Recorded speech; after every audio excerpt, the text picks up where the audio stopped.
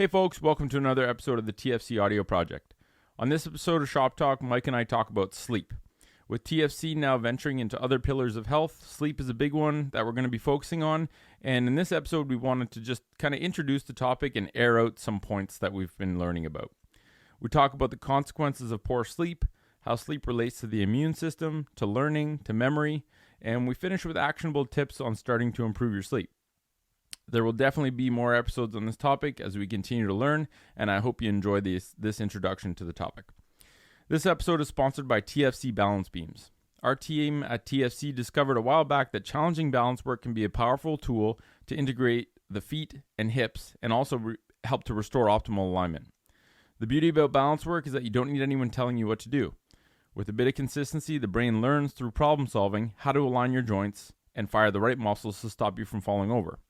We make all of our balance beams in Canada. We powder coat them for durability, and we give you a link to a database of movements that you can challenge yourself with that go from easy to hard if you purchase a beam from us.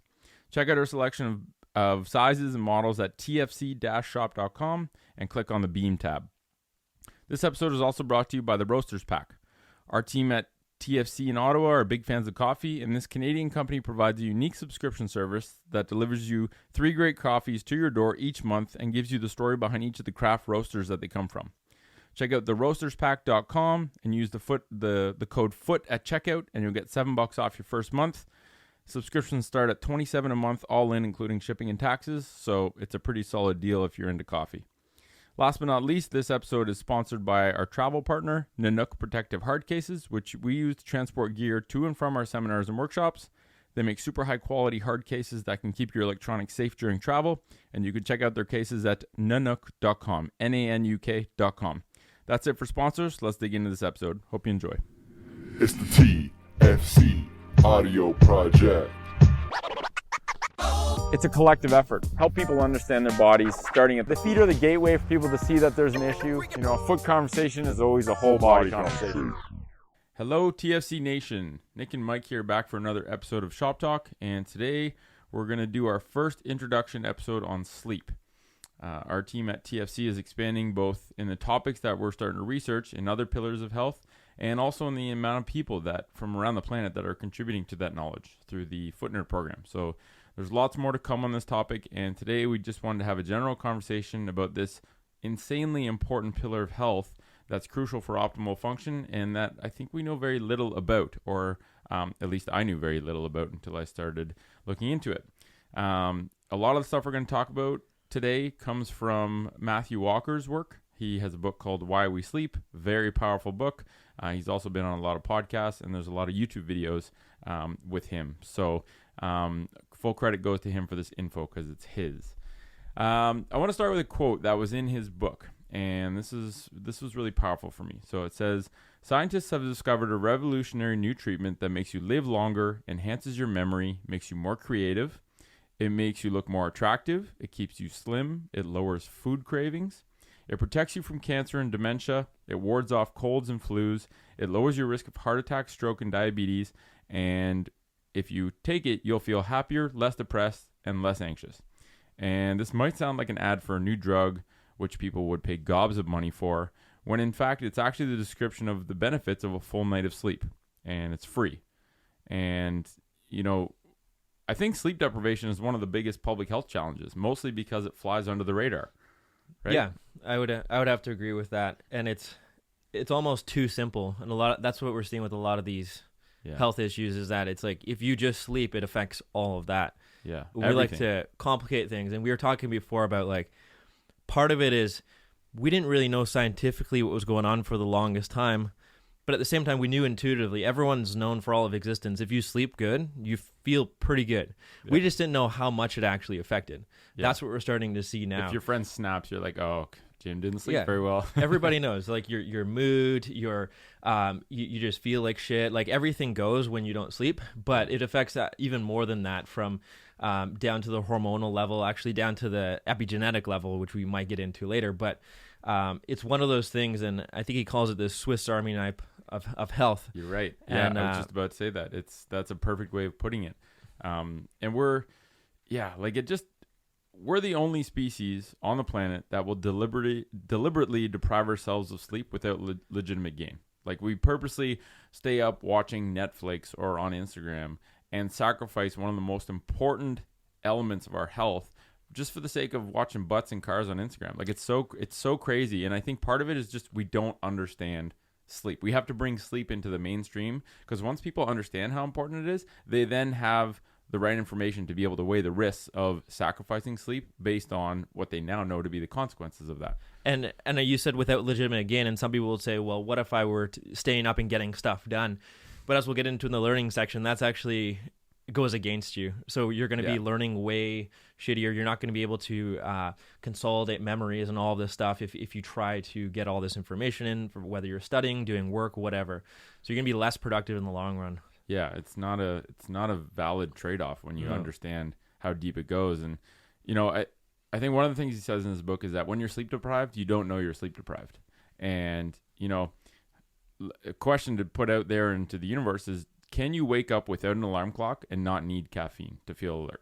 Because if you can't wake up without an alarm clock and you can't function without caffeine, guess what? You probably aren't getting a full night of sleep every night, right? You're probably sleep deprived. And I think sleep deprived might sound like kind of a harsh term of like, some people might associate that with insomnia, but it's really just, are you sleeping less than the amount humans need to be able to recover optimally and function like a normal human? And I think a lot of people are in that state of just chronic low-level sleep deprivation. So, if you look at the stats, 1942, 7.9 hours of sleep on average per night. Yep. Now, 6 hours, 31 minutes per night is the average. That's crazy. And so you're thinking about like, okay, well, you're still getting... People think, that's the thing, is people's perceptions of how much they should get. Mm-hmm. People probably think that's pretty good. 6.5 hours, 7 hours. Like, even the 7-hour mark, that's less than you should be getting. But this people 6.5 hour... too. Yeah. It's like, oh, bro, I sleep 5 hours a night. It's like, okay. That's not good. Your brain's going to suck when you're 70. And you might notice when you get like 4 hours of sleep one night, oh, I feel like shit today. But if you're chronically in this like sub-threshold range, you're just like, you're kind of dulling everything down, dulling your hormones down, dulling down your learning, all of the things that we'll get into later in the podcast. And I have a stat here. It says 2/3 of adults in developed nations fail to obtain the recommended 8 hours of nightly sleep. And, that number comes from the World Health Organization and the National Sleep Foundation. And you might not be surprised by that, but you might be surprised by 3 facts. And these are essentially consequences of routinely sleeping less than 7 hours per night. Number 1 is massive immune system suppression. So if you constantly are getting sick, if you're constantly having problems with your systemic health, that could be a reason. Routinely sleeping less than 7 hours a night doubles your risk of cancer. 100% more risk of developing cancer. And it also ages you 10 years in your testosterone production. So maybe you don't need dick pills. Maybe you just need to sleep. These are real things, and these are scientifically proven. This is not hearsay. This is like, you can scour. I think Matthew Walker talks about how there's over 17,000 pieces of quality published literature talking about the consequences of lack of sleep and the benefits of a full night's sleep. This is real stuff. And that cancer link you were talking about, the World Health Organization actually they listed shift work because of the sleep factor. They listed shift work as an official risk factor for cancer now. It's a carcinogen. Yeah. Doing shift work. Wow. That is so, I think a huge part of this lack of sleep awareness is the fact that we didn't really have very much knowledge on sleep, right? Like, I think it was in the last 10 years, doctors and scientists couldn't scientifically answer the question, why do we sleep? Like, we talked about this before, we intuitively know sleep is important because we see the consequences, or at least we should easily see the consequences when we don't sleep. But it really wasn't in the mainstream, right? Like, doctors get something like 2 hours of sleep education in all of medical school. This is crazy. And it's like we couldn't... Yeah. Crazy. You spend 30 years of your life doing this. It's a Swiss Army knife of all of health. It's the most powerful tool of improving your health, is just getting a full night's sleep every night. And yet we do not teach it to the people that are in charge of teaching health. It's crazy. It is. And but like you say, it's almost like we're just starting to really, really get into the reasons for it. And we always intuitively knew, but I think the fact is that we gave the stat 7.9 hours down to 6.5 hours. So during the time that we've been actually gaining knowledge on sleep is the exact same time we've been starting to sleep less and less. And I think that's coincided with during that time, the Industrial Revolution, technology, explosions exponentially. So it's almost like, oh shit, we're now beginning to know this is how important it is, but now it's the hardest ever to ever sleep. You're right. So it's because of the society we set up and the culture we set up and technology and the way the world works these days. And like you say, the artificial lights, it's everything that's made it so hard. And now is actually the hardest time ever to actually sleep. But I think, and on the flip side of that, technology, like podcasts, for example, the amount of knowledge that I was able to consume from Matthew Walker's book and all of his podcasts that he's done. He was on Rogan. He was on Rhonda Patrick. It gives you this very powerful access to information where now, if you want to learn about sleep, guess what? You can learn about it super easily. And you can learn about it from literally the guy who's devoted his life and is I'd say he would be considered the expert on sleep. And we're even going to look into trying to get Matthew Walker on the academic advisory board for the Footner program. I tried to look him up. Apparently he's on sabbatical right now, but this guy is just a weapon of knowledge. And I think he's called the Sleep Diplomat on Twitter. I don't think he has Instagram.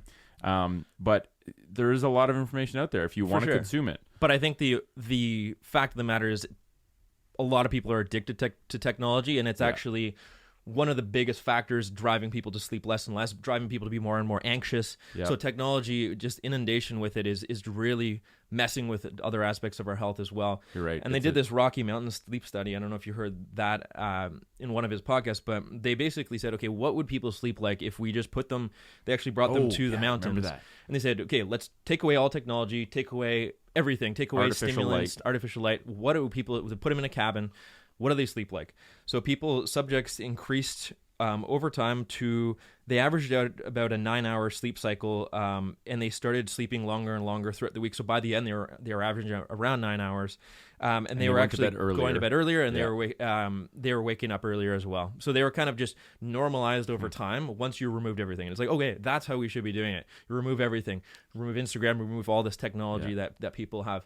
So it shows you that I felt that in Costa Rica. Did you feel that? Yeah, because you're in the jungle. There's no Wi-Fi in the rooms, which I think is very powerful and very good for that resort, for that facility to do, because you don't have the option to browse Instagram on your phone. You don't. And we would read I remember we would both bust out books before bed.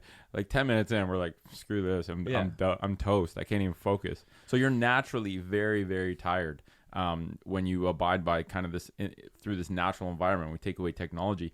That's I never even thought about it in that context, but the more we have more access to information about sleep, and yet technology is making it more and more difficult to sleep. It's such a catch-22. So it's like, that's why the Footner program is getting into sleep as a pillar that we're going to teach workshops on, and including it in our 2-day, because it's so important. And like no one's dumbing it down to a level that is still powerfully informational, but understandable, and no one's getting this information from any other health professional. Like it should be something that void. If you're dealing with people's health, as we've seen, it's so broad, the effects that it has, that it doesn't matter what kind of health professional you are, you should be touching on it. Yeah. If you're a physical therapist, if you're obviously a psychologist or in a mental health or a psychiatrist, any family doctor, anybody. Yep. Like if you're a trainer, doesn't even matter, because it's all. And I was listening to Ben Pakulski on a podcast recently, and he was saying he with his training clients and with clients who go to him, the first pillar of his system is sleep, because he basically said nothing else sticks if we don't touch on sleep. Yes, Ben, powerful. So then that's one of the biggest things, and it's touching every athletics, right? If you're dealing with professional athletes, I was listening to Andy Galpin on a recent podcast as well, and he was saying when he sees UFC fighters, when he sees professional athletes, basics. And he's like, often you almost have to go back and treat them like kids. Like, are you getting your sleep? And oftentimes it's like, holy shit, they're not even getting, like, they're getting 6 hours of sleep and they're trying to be the best in the world. That's insane. So you increase that and it's like, whoa, that's the big, but they're looking for all this complicated shit. They're like, what can you help me do? You're a scientist. Like, what are you going to do for me? Sleep 2 hours more. That's what it is, right? Yeah. They're like, what? That's I'm not paying you for that. It's like, well, that's actually the best thing for you. So it's almost like it's everybody needs it, and everybody should be talking about it. And it says, well, yeah, we talked about that. Like, imagine the first day in orientation in physio school. The first thing you cover is sleep. Number one, it emphasizes the fact that sleep's important for everyone you're going to treat. And number two, how about teaching us that sleep's friggin' important so that you don't deprive yourself of it in order to study? Because as we get into the learning and memory part, your brain sucks at learning and forming memories when you're sleep deprived. And yet that's the first thing people do to sacrifice when they're trying to cram for an exam or cram for a test, is you deprive yourself of sleep. But it's so counterproductive. You know, I think I would have been way more better slept and actually would have learned way more if we learned about sleep in physio school. Well, let's delve into that, because I think that you're right. We go to school for multiple years and nobody teaches us how to learn.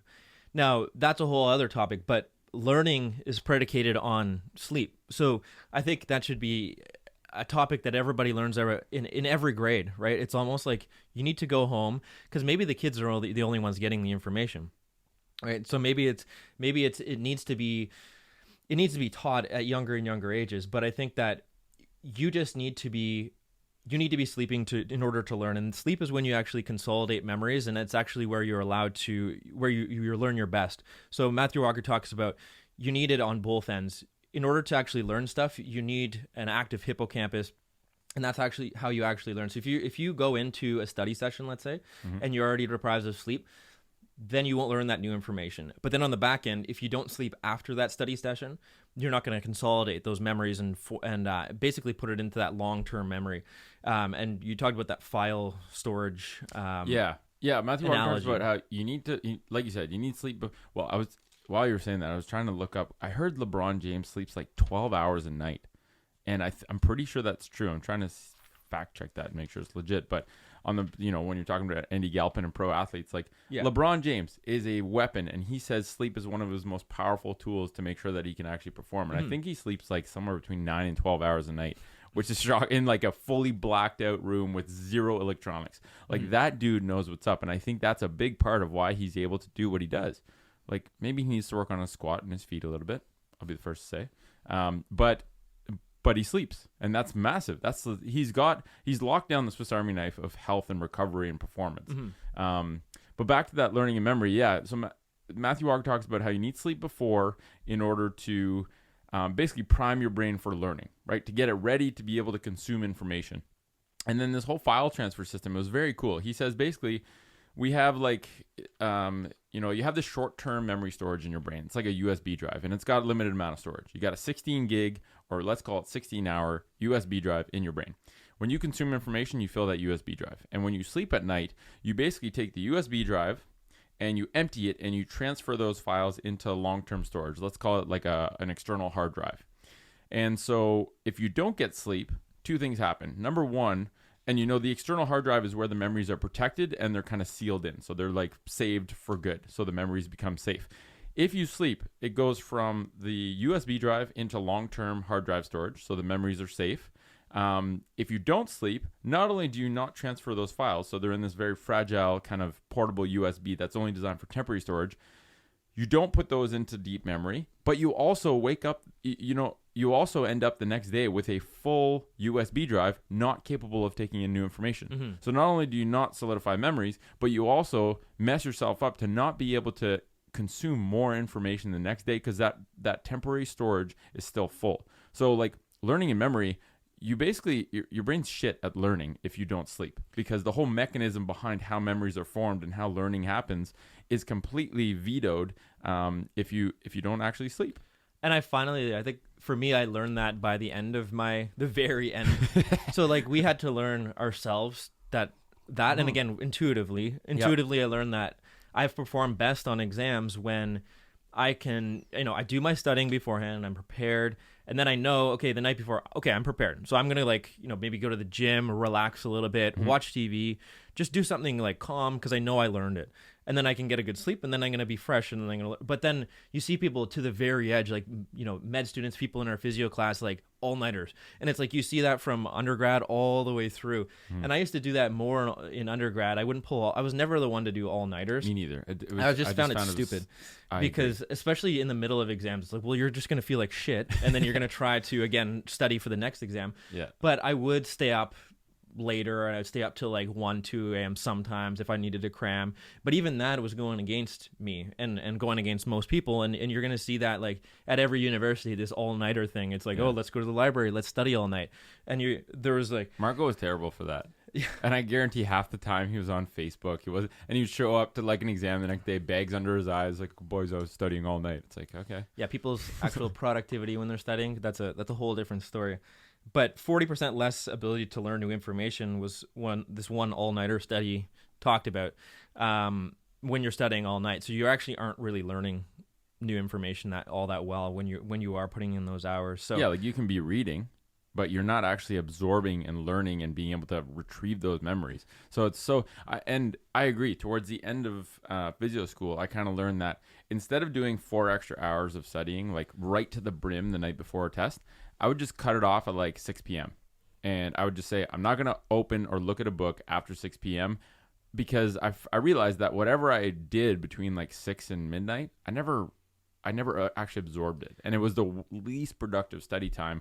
I would always reach for food. I would always want to reach for novelty, but it social also media. Makes you more nervous too, because studying to the very end is almost, it creates this like anxious state. Yeah. And as we know, anxiety is one of the biggest factors in insomnia and not being able to sleep. But if you just like tell yourself, I'm prepped, it's almost this like weight and load off your shoulders. Yeah. And then the next day, again, like walking into an exam, there'd be people like looking at their books like as they enter the room, and it's like, just know that you're good. Like, know that this is the way it is. You've studied it. That's it. And then that's the thing. You perform way better when you are in that state.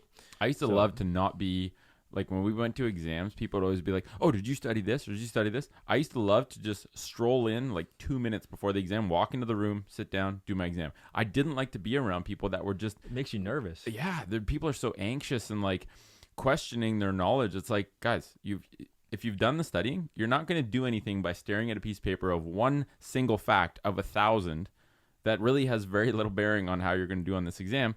And yet I think physio school is the whole process of accepting people into that program is so broken. You get the most book smart people ever that have zero knowledge of communication and like just people are so type A and so used to getting A+ in everything that they do that anything short of that is a failure. And it's not the right mentality to have when you go into school. Number one, because a lot of the information is just bullshit that you have to memorize. It's not really information you use. And two, it's like the anxiety that they create for themselves by putting that pressure on themselves is actually way more harmful to their health overall. I think you can say that about a lot of fields as well. Yeah, you're right. Including like medicine, and which is probably one of the worst for that in terms of. But that's again the whole other topic. But so the learning piece. Get your sleep. You're going to learn better, and that goes day to day too. Your performance. If you're not a student, your performance at work, your performance on projects that you're doing, all of this is you're going to get better long-term output, better productivity, and as we mentioned, even creativity and other things like that filtering into your work if you just get that sleep. So, and schools teach sleep as like one of the first things that you teach your students. It will allow them to be better students and learn more, and it will also ensure that their health isn't sacrificed by trying to study and consume this material. Like it will make them better at studying and it will make them healthier. It's your obligation as a health education institution to teach the people you're teaching about sleep. And I think it needs to be done. Start times. There was a school system in Minnesota that actually switched their start time from 7:25 a.m., which is crazy early, to especially for kids who are at that age should actually be waking up later. They switched it to 8:30 a.m. and then they monitored test scores, then also SAT scores, and they looked at both of them increased, and the SAT scores increased by like 220 points, I believe. That's just 45 minutes too. Like that's crazy. There was another school system that did the same thing. They switched it from like 7:30 to like 8:55 or something. So it's just like that's basic too, because if you assume that it's going to be hard for people to get to sleep before a certain hour, then making them wake up for 7:30 or whatever, and that's like when you start school, so it's probably like 5:30 or 6 they're waking up. That's the tough part, is like when I schedule patients as a physical therapist, some days I'm there for 7:20, and some days like yesterday I started at 7 because I took somebody, so I know it's like I have to, like I was in bed by 9 o'clock the night before. You have to be, and now, because I used to always kind of, those days would almost throw your week off, because then you'd start at 7 and then you'd be kind of running around after that. You'd be tired after that. So you wouldn't be as productive. You just almost feel like going to bed. You just keep kind of moseying around. And yeah, you almost have to really go out of your way now to get yourself to bed at a certain time. And it's a very challenging, but you have to set your schedule up around sleep. You don't set sleep up around your schedule. You gotta Prioritize it. Yeah. And Matthew Walker had a great saying. He's like, a lot of people have an alarm clock to wake up, but what most people should have is an alarm clock to go to bed. Have an alarm that tells you when you need to go to bed, because that's way more important, right? This whole thing of regularity. If you have an alarm clock that tells you when to go to bed and you have good sleep, behaviors around the time you sleep, guess what? You probably won't even need an alarm clock to wake up, because your body will just wake up after a restful, complete night of sleep. That's the thing. So, you want to talk about sleep in the immune system? Yeah, so I think this is a big one. This is huge. So sleep in the immune system is, and again, one of those intuitive things. Like, what's the first thing that somebody says when you get sick? Oh, you better take a nap, go sleep, get a good sleep tonight. You're gonna sleep it off. All of these other things. So we know, and we've known for years, but now it's like, whoa, what's actually going on? And by the way, the immune system takes into account, I think when you say immune system, people are like, oh yeah, you're going to get a cold if your immune system's down. Well, how about cancer? Because that has a huge bearing. How about in terms of just like health in the immune system? How about your ability to fight nasty diseases? How about your ability to not get Alzheimer's and dementia? Like, these are all kind of encompassed under this banner of the immune system. Yeah, so the one study showed that 1 hour of sleeping 4 hours per night. So they subjects just got one shitty night of sleep. Yeah, they had a 70% reduction in these natural killer cells, which are immune cells that actually function as like global killers for any foreign invaders in your immune system. So things like you mentioned, colds, flus, all of that, but also other potential invaders. But even just like the cold and flu, like you see the people who are always sick. Well, why are you always sick? Yeah. So you got to ask yourself, what's going on? So clearly your immune system is compromised, because that's what's the biggest thing preventing you from getting sick. So why is your immune system compromised? Yeah. And now, as we find out, sleep is the biggest factor in why your immune system is compromised. Mm-hmm. And we know this. It's like you can always trace it back. Like, hindsight's always 20/20. But whenever I get sick, I like to think it happens less and less these days. But whenever I get sick, I always look back and be like, it's almost, I don't want to blame myself for it, but it's like, I see why that happened. Yeah. I slept 6 hours or 5 hours, or I had an early flight to catch. I was on a plane. I was run down. Mm-hmm. I was grinding too hard, whatever it was. Yeah, there's usually a perfect storm that you can identify. Yeah, but I think a lot of people are going around they're almost caught up in it, and they don't know that they don't know that. They're like, I always get sick, or they're always sick, or they're always in this like crazy state where they're unaware of why they're getting sick, and a lot of it is this chronic low-level sleep deprivation that they're running around with, or insomnia, or high-level sleep deprivation, and they're always getting sick. You shouldn't be getting sick. You really shouldn't be getting. I haven't got a cold in so long, yeah, and it's only since I kind of learned how to better manage stress, or make sure to prioritize sleep, and like just have a better understanding of health. Guess what? You don't get sick as much. You don't feel like shit as much. You feel more energized, and I think it's this whole thing of like, people like to say that, oh, I have insomnia. It's like, well, do you have insomnia like clinically, or do you just have a shitty understanding of like good sleep hygiene behaviors? Because I think most of the time it's the second one. Well, the other part of it though is like Matthew Walker was talking about, the anxiety linked to insomnia is massive. So if we talk about like autonomic nervous system, and then back to technology, and everyone's addicted to it. Mm-hmm. So it's almost like we need to get people off of their phones, and we need to deal with these underlying issues. Autonomic nervous system function is something that a lot of people have no clue about either, and it's right underneath that sleep component is autonomic dysfunction. If you're in a stress state and you're in a sympathetic state, especially right before bed, guess what? You're not going to sleep. You're just not going to sleep. And everyone knows when you're thinking about something that's on your mind, you're going through relationship troubles or whatever, something's on your mind, you don't sleep well. And but what you do with somebody going through chronic anxiety, that happens every night. So you're not sleeping. You're never sleeping well.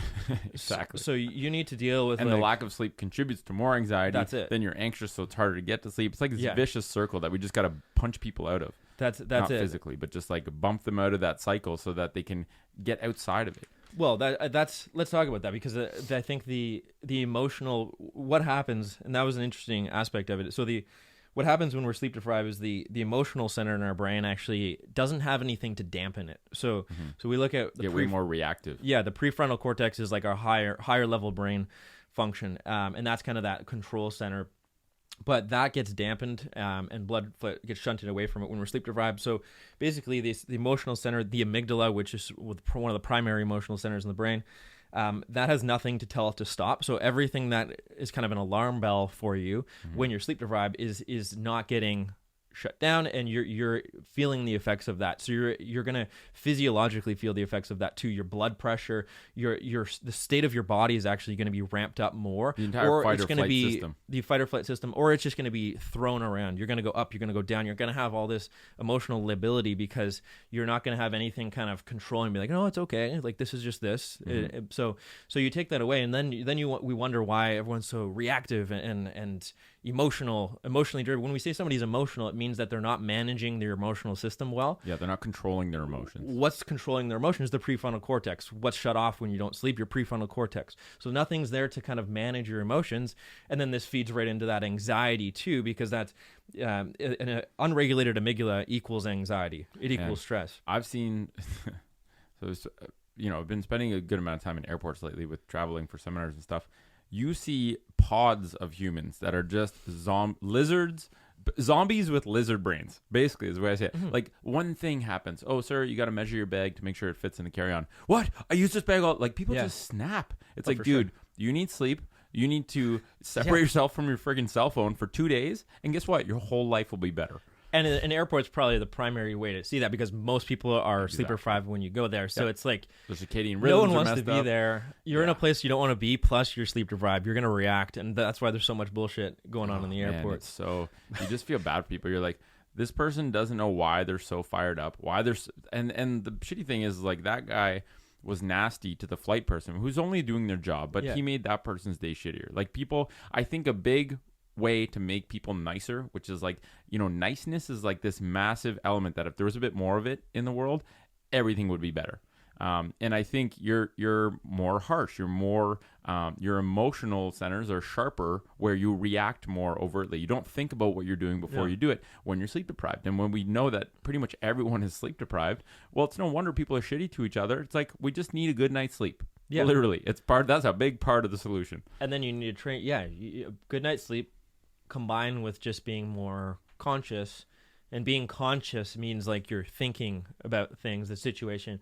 You have that little moment of, instead of react, there's that quote by, like, Viktor Frankl, is like use that space between stimulus and reaction. Like, you need to use that space more to your advantage. So spend more time there. I think that's a big thing, and that kind of filters into all of this these mental health issues that sometimes they're just low level anxieties that we have. But then they can feed into more clinical mental health issues, and it's all stemming from one of the major causes being sleep. And if you look at what Matthew Walker said, is like, there's not one mental illness that doesn't have sleep deprivation as one of its major driving components or correlating factors with it. And you really want to wonder, like, okay, we know what the rehab world is like, and it's not in a good place right now. It's got huge potential for improvement. We know the medical system is like that. You wonder how many people walk into a psychologist's office, they get a diagnosis, they get given pills, and then that's it. You wonder how many of those people are actually talking about sleep, because I don't think it's many of them. I think it's just as bad. Hard to say. It's hard to say, because they have known. I think. I know people that never had a sleep conversation with someone they went to to get help for mental illness. I know, like, and that's a small survey. It's a small sample group, but I don't. But even it can. I don't think it's a conversation. Who knows?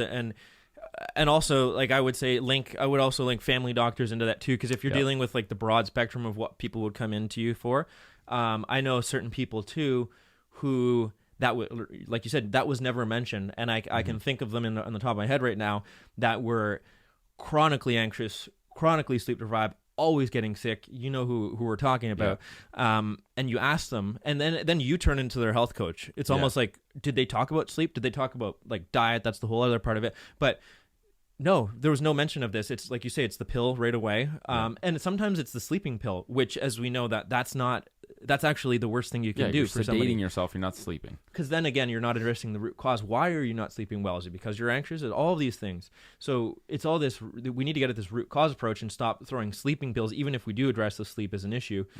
And I'm sure there's a lot of people do go to their doctors for sleep issues. I can't sleep well, right? I'm not sleeping well, but we don't know how to deal with it. And here is the biggest void that I see us being able to fill is, okay, you go to your doctor, even if the doc knows that sleep is friggin' important. You're not sleeping. I'm going to prescribe you, you need to sleep better. You come in, the doc's like, wow, alarm bells are going off. It's like, this person doesn't sleep very well. They're showing all the signs. They're always getting sick, everything we just mentioned. And then the doctor says, okay, well, you need to improve your sleep. You need to sleep more, which is a great piece of advice, but it's not given as like a nailed down concrete prescription. It's not, I'm going to give you a prescription. If you don't use this prescription, you're going to keep getting worse and you're not going to get better. That prescription is 8 hours of sleep. For sure. Right? So it's not seriously talked about. It's just like someone comes in, they're all broken down, their hips are stiff as shit, and their knees are breaking down, saying like, okay, you sit too much. Great. That's the root cause. Or you might want to, sometimes doctors would be like, you might want to lose some weight. It's just like touching around it. Yeah. And that's for different reasons, but same thing. It's like, no, you need to lose weight. Yeah. The reason why. Exactly. And then even if it's emphasized, so even if you're like, you need to lose weight, or it's literally a very big danger to your health, or you sit too much, or you need to sleep more, no further advice is given on how to create a system to ensure people meet that goal, right? They're not saying, go here and you'll get sleep hygiene tips. You'll get a systematic way of improving your sleep, one small steps at a time. And that's really what we want to do with the TFC app, is give people an algorithm of like, this is the starting point, small things. Don't look at a screen now before you go to bed. That's the first thing to try. And then go here, and then go here. And we'll talk about at the end of this podcast sleep tips that you can implement right away in whatever capacity you want. But they need to emphasize the importance and make sure the patient understands that. And then they need to provide, it's not the doctor that's going to give them all these tips, but the doctor needs to have a resource that they can believe in, that is free, so it's accessible to everyone, that can give people true health education and help them create a system. It's not the goal that matters, it's creating a system to meet that goal. Exactly. And I think that's one of the most exciting things about this app that we're trying to build out, is give people systems and give it to everyone for free. It's going to be powerful, I think. That's the thing. So, and sometimes you need to work through it over time. It's not just going to happen. Yeah, it's not all or none. It's like gradually getting better. It's going to take you probably months, years, and potentially even decades. Like people don't like to hear that. Yeah. So to become really, I wouldn't say maybe decades, but years probably. Like it's taken me years to start, and to understand breath. It's taken me like a long time. And I still, you're right. And I don't like where I'm at even with sleep now. I know that I need to improve my habits still. But you're aware of it. But I'm aware of it. And then other things, like I think just touching on these chemicals that we put in our bodies that affect sleep. So I'm looking at it right now, caffeine being one of the major ones. And I know that used drug. Looking back, I had a big problem with caffeine, especially back in the school days. And I like looking back, it's just like ignorance. It's searching for energy. It's like me at the library at 9 p.m. with a large coffee in my hand, wondering why I can't sleep that night at midnight, which is already too late. It's like, but if you knew the information, you wouldn't have done that. This is like information, and emphasis on the importance of this information is the limiting step. It's a weird one because it is, but then also people, you see them still searching for energy. Like it's just, I don't know. It's both, and I think that, so stimulants being one of them. Like we search for caffeine all day long, and the ironic part is we search for it to make up for the sleep that we're already lacking, and then it prevents into optimal sleep. It's like what we've been talking about, these these feedback loops that actually just go out of control, and then it's harder and harder to get control of them. The other one being alcohol, and I know that for me, even to this day, on weekends, I don't sleep as well. And what do I do on weekends? I don't drink heavy, but I'll have a few drinks. And I know that that's one of the biggest components. And like compound that with maybe staying out a bit later than you would versus like a Monday or Tuesday. And it's like, okay, now we've got a recipe for, maybe it just took me to like a 6-hour sleep, but then I feel shitty and then I have to make up for it. I feel shitty again. So again, that feeds into the next week. So I think that we don't have to live perfect lives all the time, but just knowing what affects you so you can kind of regulate it. And that's another piece of the puzzle. You could say, well, never drink alcohol because it affects sleep. Well, I still like alcohol, so I'm going to still have it. I'm going to regulate how much I drink, and I'm going to kind of plan ahead so I'm still maybe in bed at a good time, even though I'm having a few glasses of wine or whatever. And I would always do these. I would always think about that, and I would almost try and do experiments. It's like, part of me kind of thought, I wonder if it's the lack of sleep that makes me feel shittier after going out, or if it's the alcohol. Yeah. And you try a couple experiments where you're like, okay, I'm still gonna have a couple drinks, but I'm gonna go to bed early. Mm-hmm. And I did not feel near as shitty. Well, number one, the amount of alcoholic beverages I had, basically now I know it seriously affected my sleep. So if I had like a couple beers and I got a good night's sleep, or a good length of time of sleep, the alcohol would have affected my sleep, but the fact that I was in bed and I didn't consume a whole lot of alcohol made me feel great the next day. But it's a double whammy, because you also, you're right, because the alcohol also affects your sleep, as Matthew Walker pointed out. So it actually it's like a sedative, so it'll actually not get you your appropriate sleep cycles and your deep sleep and your REM sleep and all of that. Yeah. But like you say, I think it's a double whammy, because you have generally alcohol is consumed on weekends at places that you're out later, and then generally, especially when you're a student, you're staying out really late. Like you're closing the bar down at 2 a.m., 3 a.m. You're going for food after. You get to bed. Like I remember those days, you'd get to bed at like 4 a.m. sometimes. With a bunch of drinks in you, and then you'd wake up and you'd feel like a different person the next day. You'd be honestly depressed, and for sure you'd feel like you're like what mental illness feels like, and it would happen like weekend after weekend. And you think we'd learn, and like just the part of it is like that you go through those periods of time in your life, and it is fun, and I will still at the time it's fun, but it's just, I think that it's like a rite of passage. Yeah, but I think that if you look at the average person's day, a lot of people will consume that 1 or 2 glasses of wine, sometimes 3 glasses of wine. It's a Wednesday, it's a Thursday. So it's a Wednesday. Yeah, it's like it creeps in earlier and earlier into the week. But having that as another thing people reach to alcohol for is actually the sedative effects of the alcohol, which they think help them sleep, but actually affects their sleep.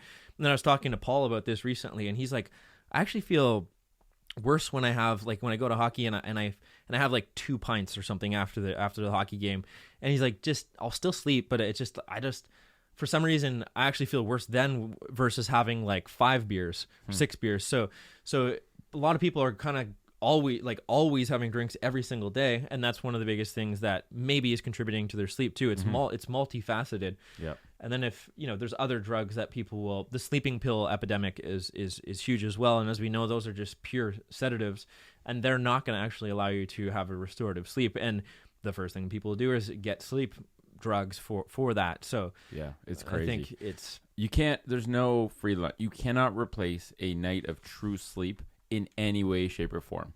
Right? Like you can't smoke cannabis and think it's going to give you a good night's sleep. You can't drink alcohol and think it's a nightcap to put you to bed, because it does sedate you. Like it knocks you out, but it doesn't allow you to, it impedes on accessing the important parts of sleep, which are the different phases and the healing and restoring effects of each of these phases. And, back to this whole sleep and the immune system, I think 2 of the nastiest diseases today are cancer and dementia, and both are heavily related to inadequate sleep. And just to talk about, dementia and specifically Alzheimer's, like this is something, when someone gets Alzheimer's, it is a life-shattering disease, right? Because it affects your relationships with loved ones. Some people don't even recognize like their own kids, which is like, this is crazy. It's crazy damaging. And the rate of all these things is going up significantly. So, I think... And it's a spectrum, and it starts early and progressively. So people think like you don't wake up with Alzheimer's one day. The people, and it's like, no, this was going on years and years. This has been years in the making, and one of the biggest factors involved, as we're now seeing, is the sleep.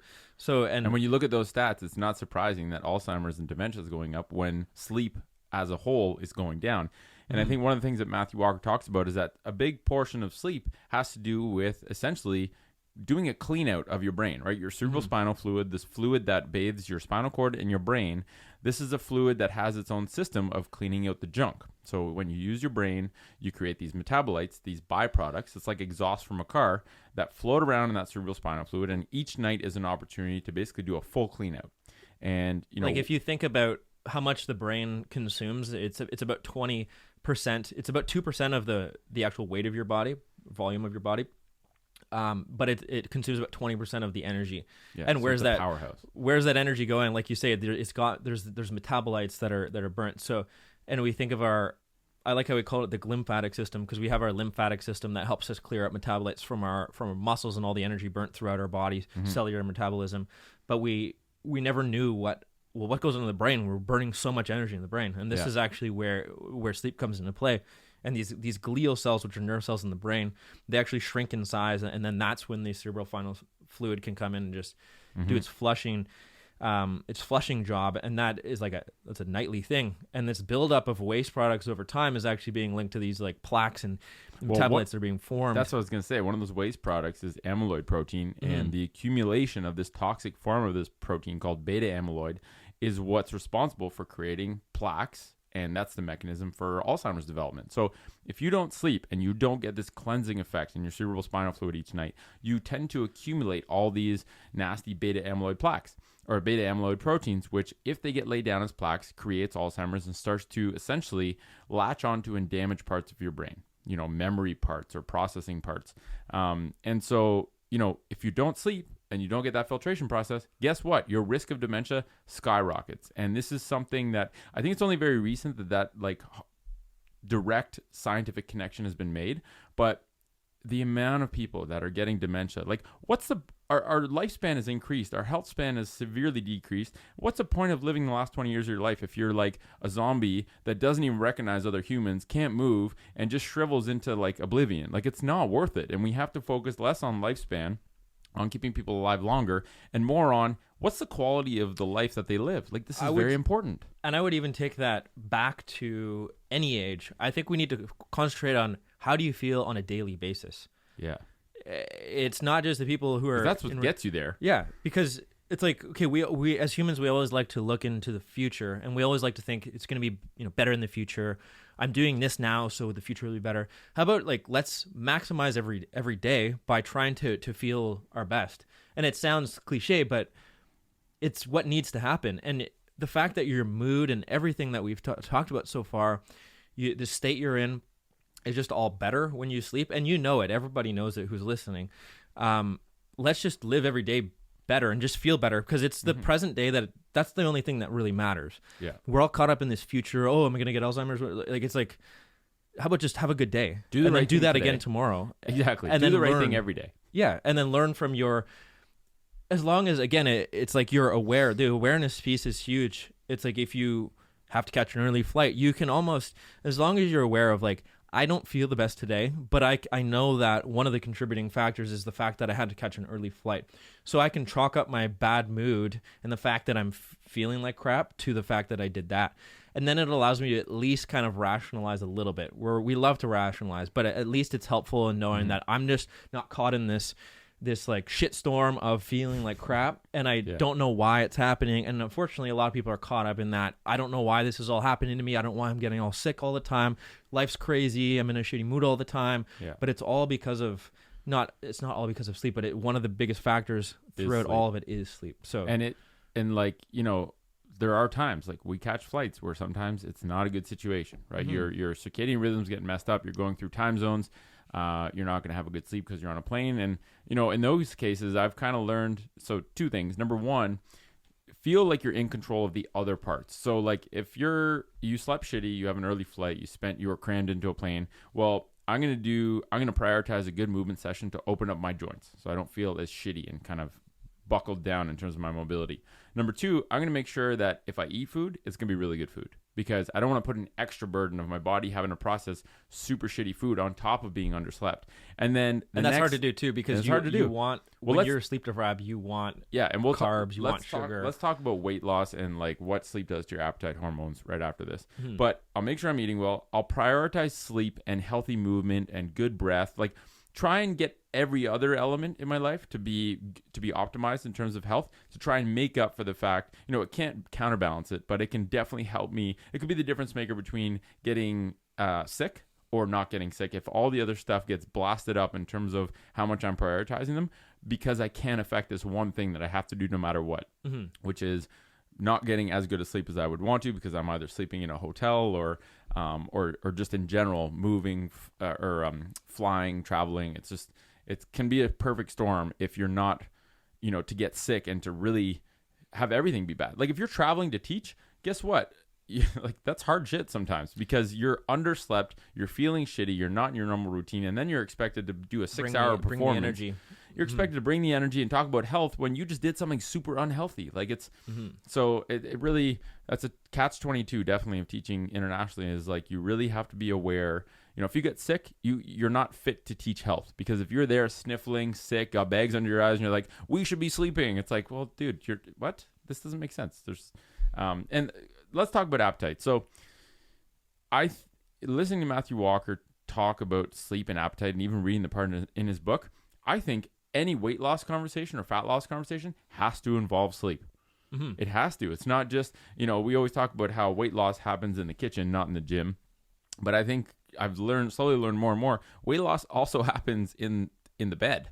Because, well, number one, if you're sleeping, you're not eating. But if you're underslept, it messes with your appetite hormones. And the two biggest ones are leptin, which is the hormone that's in charge of you feeling full. So you eat a meal, you start to emit leptin, and it makes you feel the sense of, I ate a meal, I'm full, I'm satisfied. And then you have ghrelin, which is like this opposite hormone, which is in charge of hunger. So if you have ghrelin going through your body, you're seeking food, you're looking for food, you're hungry. The food gremlin. Yeah, Matthew Walker talks about how they sound like hobbits or gremlin names. So when you're sleep deprived, sub 6 hours, you get this dysregulation in those two hormones. So ghrelin ramps up, which makes you feel hungry. Leptin is suppressed, which means that when you do eat, you don't feel satisfied. And you basically just get this net effect of having a huge increase in appetite. And on top of that, when you're sleep deprived, you crave carbs and sugars. So and I know, and I'm sure you felt this, the later at night it is, the more you're like, where are the chips? Where's the shitty food? Because that's what I want to eat right now.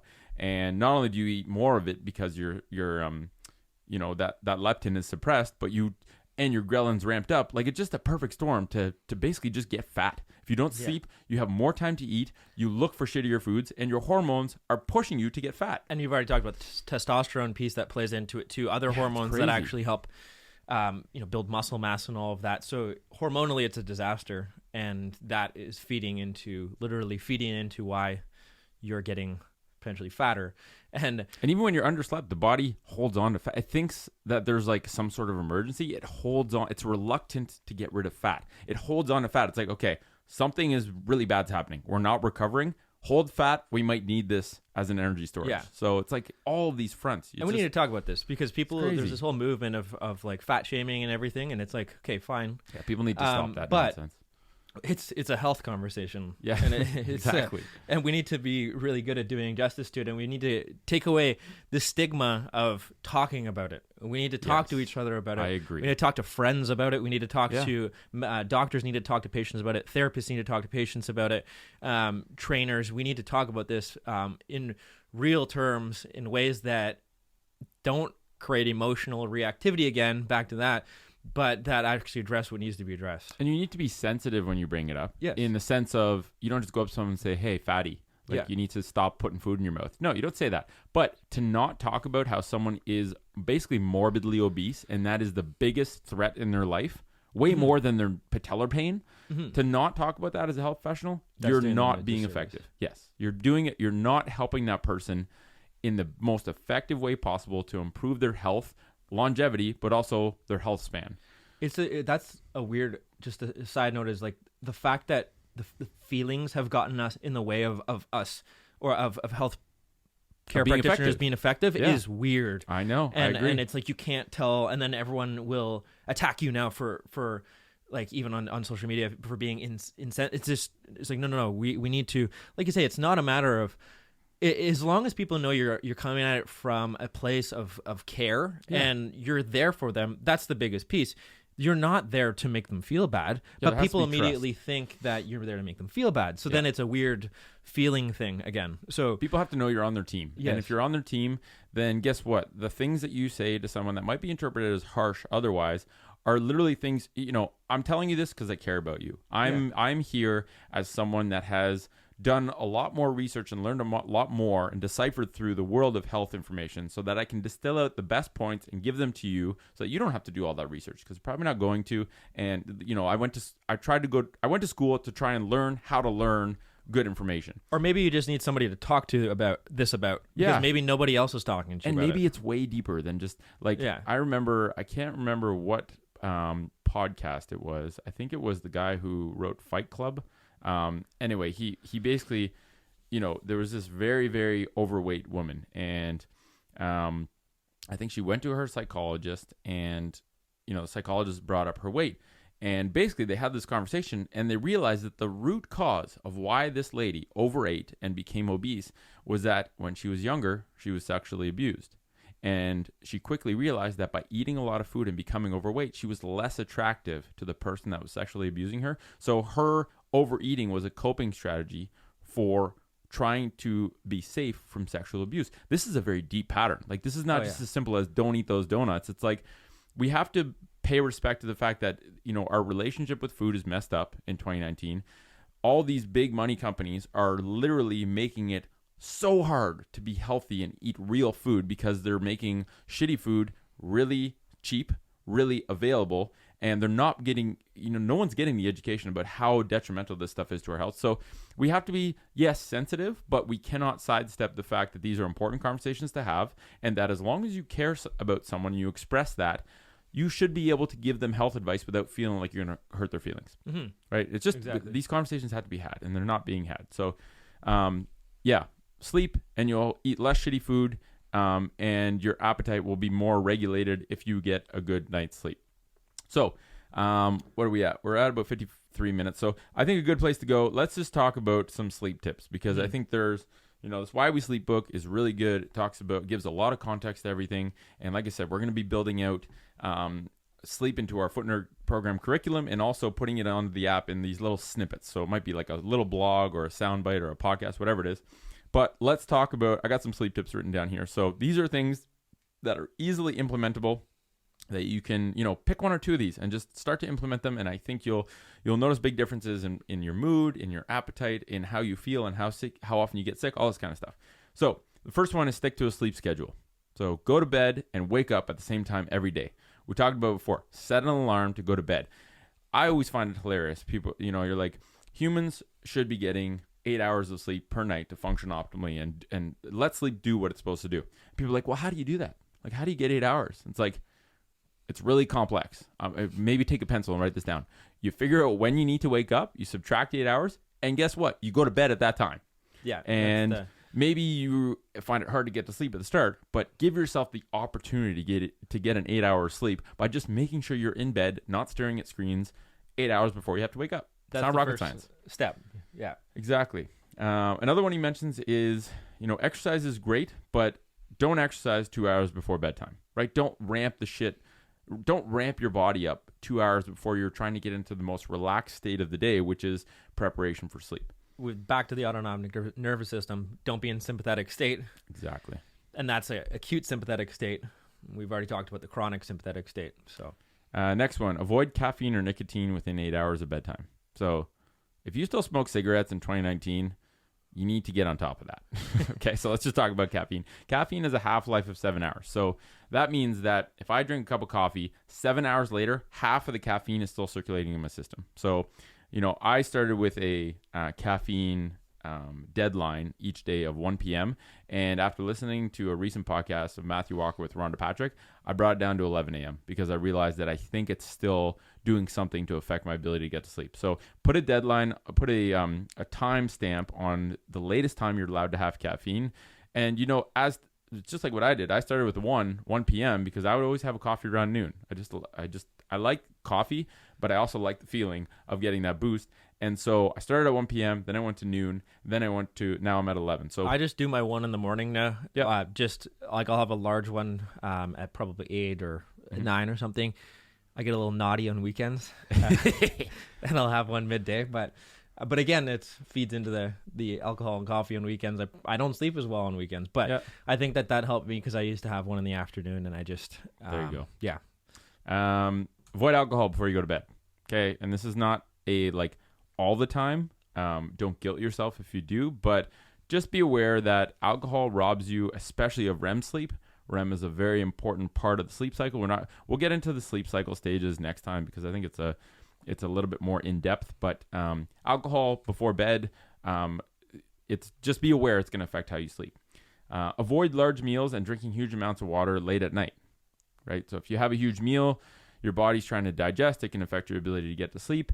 If you drink big amounts of water, you're going to get up in the middle of the night potentially to go to the washroom, to go pee. And that interruption in your sleep can definitely, some people find it hard to get back to sleep after they've woken up. And just the fact that you have to wake up to interrupt kind of whatever sleep cycle you might be in can affect it. Next one, relax before bed. So, I've started to try more and more to create this like pre-bed ritual where I have like this certain sequence of things I do before I go to bed. I don't look at any screens for an hour before I go to bed. I try and read to kind of calm my mind. I'll read a book that, just allows me to just kind of relax. I'll lie down. I'll go horizontal. I'll decrease the light intensity. So instead of putting on the light in the bedroom, I'll put the washroom light on with the door slightly closed so I can still see what I'm reading on the book. But it's and this one I found was very powerful. When you are just surround yourself with lower light levels and you go kind of semi-horizontal and do something that doesn't involve a screen, it basically just zonks you into sleep mode. And I found that was, for me, it was a really powerful one. And that kind of ties into engineering there's only two more here. Engineer your bedroom for sleep success. So it should be dark. It should be cold, right? So that, the temperature Matthew Walker talks about is 65 Fahrenheit, which is 18 degrees Celsius. And I've also started to do this in hotels more. Like hotels are easier to regulate the temperature, right? Because you have a thermostat in your room, you can adjust it. And I've started to crank it down to 65. And number one, 65 is pretty damn cold. Yeah. But it forces you to get right into the blankets. And it also, I really think it's making me sleep more deeply. And then electronics free. That's part of engineering your sleep environment is just I stopped doing this a while ago and it was so powerful. If the cell phone is beside you in bed, you're going to touch it and reach for it and try and go for Instagram. Your motivation or your willpower only gets you so far. So not even bringing any screens into the bedroom, this whole thing of people going through, I would always see TVs in people's bedrooms. That is a shitty thing to have because you're probably going to watch it if it's there. So not having screens in your bedroom, basically creating this thing in your brain that the bedroom is a place for sleep. It's not a place to look at screens. It's not a place for anything else. It's a place for sleep. And so as soon as you walk through that bedroom door at night, your brain should say, we're entering the sleep zone. Essentially, That's what you're trying to do. And then the last one, I think this was very powerful, and I've used this a few times, and I found it crazy beneficial.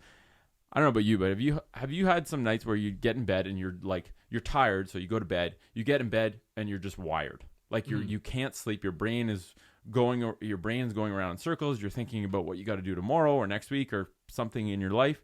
And what Matthew Walker said is don't lie in bed awake. To get out of bed, go into a different room in low light and maybe read a book or breathe or meditate or whatever it is. But train your body to acknowledge the bedroom as a place for sleep and not a place to be wired. And I think that's when I first heard him say that, I was like, I don't know about that. Like you can't. Well, you've got to prime yourself for sleep. Yeah.